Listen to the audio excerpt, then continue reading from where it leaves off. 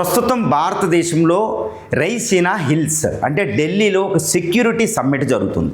ఈ సెక్యూరిటీ డైలాగ్లో United States of America deputy secretary of state Christopher Landau ఒక sensational comment చేయడం జరిగింది. ఈ కామెంట్ని బట్టి ట్రంప్ భారత్ యందు ఎంత కుట్ర బయటపడిపోయి ఉందో అదంతా లీక్ అయిపోయిందండి.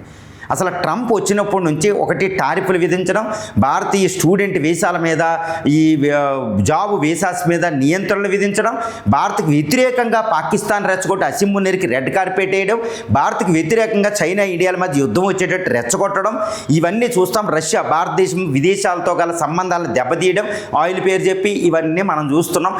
అసలు మోడీ అంటే పడకపోవడం, ఇలాంటి పరిస్థితి ఉంది. అసలు దీనికి గల కారణాన్ని నిన్న ఈ డిప్యూటీ సెక్రటరీ ఈ లుండ్వా అనవసరంగా నోరు జారి బయటపెట్టారన్నమాట. అంటే భారత్ అమెరికాకి శత్రువు అని ప్రకటించేశారు. ఎలాంటిదంటే చైనా మాకు ఎంత శత్రువో అదేవిధంగా ఇండియా కూడా అదే శత్రువు అని నిన్న యుఎస్ ప్రకటించడం జరిగింది. అది కూడా ఢిల్లీ వేదికగా.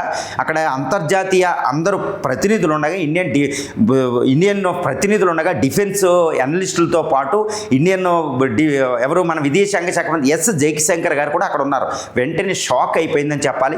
ఏంటి ఆయన ఇచ్చిన స్టేట్మెంట్ అంటే, ఒక 2 డికేడ్స్ బ్యాక్ అంటే 2000 ఫస్ట్ డికేడ్లో, ఈ 21st సెంచరీ ఫస్ట్ డికేడ్లో 2010 ఈ సరౌండింగ్లో 2001, 2010 మధ్యలో మేము America market, America capital, America టెక్నాలజీని, అమెరికా ట్రేడ్ ఇదంతటిని చైనాకి ఓపెన్ చేసాం.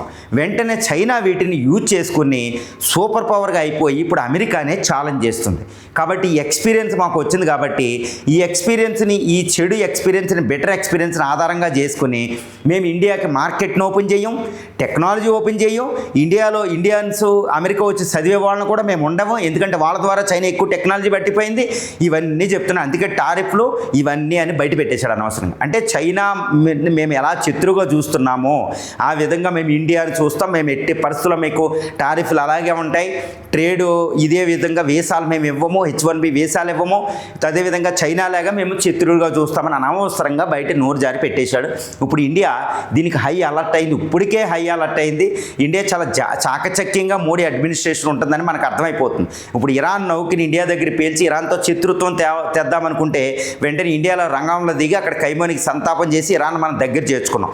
ఆయిల్ని ఆపేయడానికి ట్రై చేస్తే ఇరాన్ కన్విన్స్ చేసి అక్కడ నుంచి మనం ఆయిల్ తెచ్చుకుంటున్నాం. రష్యా నుంచి ఆయిల్ తెచ్చుకుంటున్నాం. మనం చాలా జాగ్రత్తగా ఉన్నాం. టారిఫ్లు విధించిన మనం నిలబడి ట్రేడ్ డీల్ కుదుర్చుకున్నాం. EU, న్యూజిలాండ్, ఆస్ట్రేలియా, జపాన్ ఈ దేశాలతో ట్రేడ్ డీల్ కుదుర్చుకున్నాం. ఇవన్నీ అంటే అమెరికా మీద డిపెండ్ తగ్గించుకుంటున్నాం. ఇటు చైనా శత్రువు ఉన్న అమెరికా ఇంకో శత్రువుగానే మనం పరిగణిస్తున్నాం. మోడీ అడ్మినిస్ట్రేషన్ చాలా హై అలర్ట్ అయింది. ఇప్పుడు క్రిస్టోఫర్ లాండ్వా ప్రకటించినట్టు ఇంకా బహిర్గతం అయిపోయింది. ఇంకా మనకి సామాన్య జనానికి కూడా అర్థమైపోయింది how America is looking at India అని. How America is treating India, how America is treating Indian citizens, how America is treating Indian students, how America is treating Indian technological prowess. ఇవన్నీ ఎలా చూస్తుంది, మన గ్రోత్ని ఎలా ఆపడానికి అమెరికా ట్రై చేస్తుందో మనకు అర్థమైపోయింది. కాబట్టి ఇక అమెరికా అంటే మనం కూడా శత్రువుగా చూసి మన జాగ్రత్త ఎంతవరకే బిజినెస్ టు బిజినెస్. మిత్రు అనే భావం అమెరికా యందు ఉండకూడదు. ఎప్పుడు అది పొంచి ఉందనే భావన ఈరోజు Indian foreign policy establishment, defence ఎస్టాబ్లిష్మెంట్లు అన్నీ పాకిపోయింది. కాబట్టి ఏదో సహకారం వరకే, ట్రేడ్ వరకే, అంతే ఈ 2 సంబంధాలు.